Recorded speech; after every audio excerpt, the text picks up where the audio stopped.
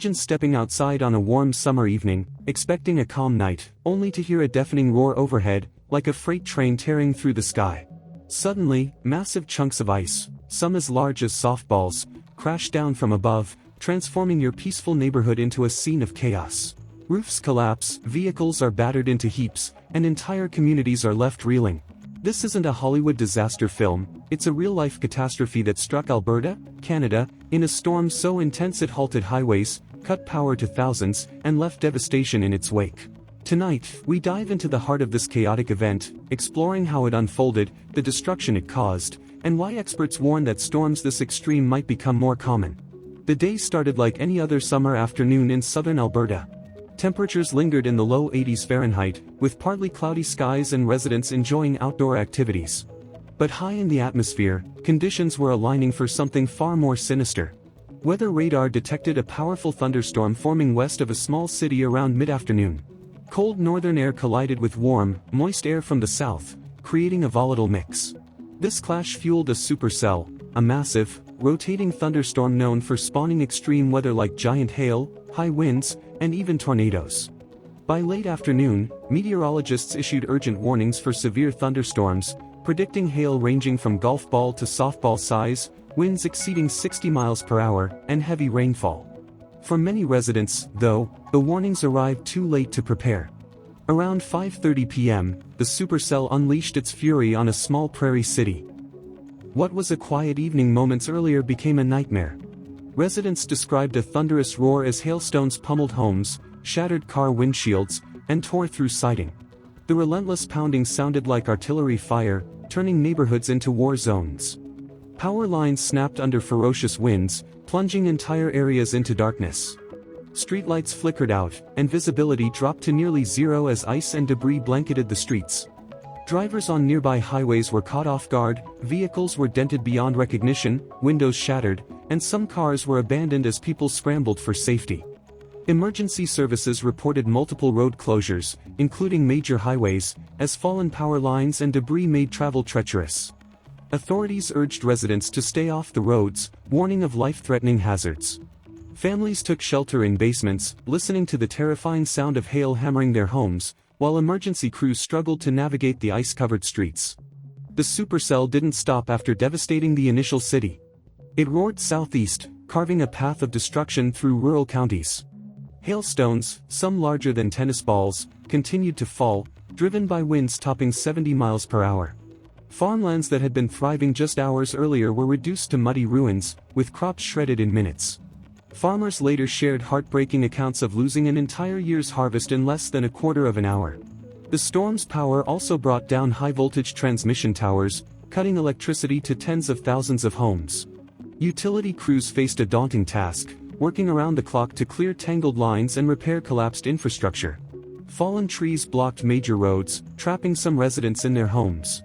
Authorities issued repeated warnings to avoid downed power lines, which remained dangerously live. The storm's relentless assault left communities struggling to recover, with the full extent of the damage only beginning to emerge. Emergency crews battled through flooded streets and debris-strewn neighborhoods in southern Alberta following a massive hailstorm. The sheer volume of damage significantly hampered rescue and cleanup operations.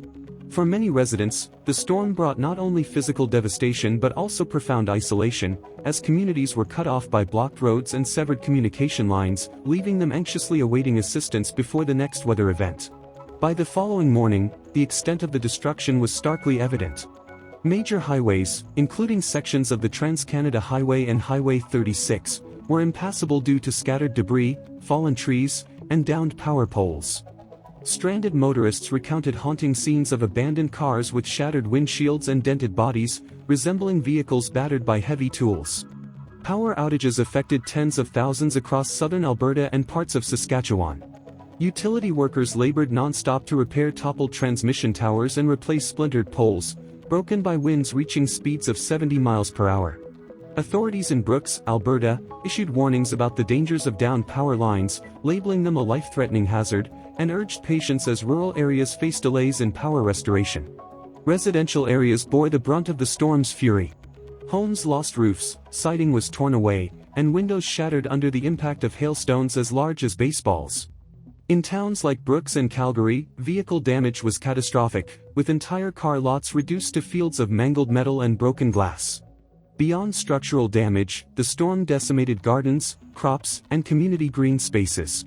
Residents described stepping outside to find their yards buried under inches of ice, a surreal sight more akin to a winter storm than a summer deluge.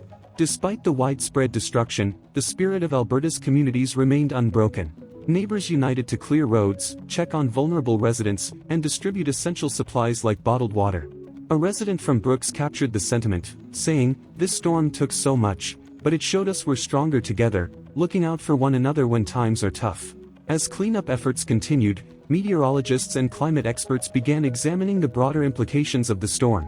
Alberta, like parts of the American Midwest, lies in a region where cold Arctic air meets warm, moist systems from the south, a recipe for powerful thunderstorms. However, recent years have seen these storms grow more intense, with larger hailstones, faster-forming systems, and wider-reaching impacts.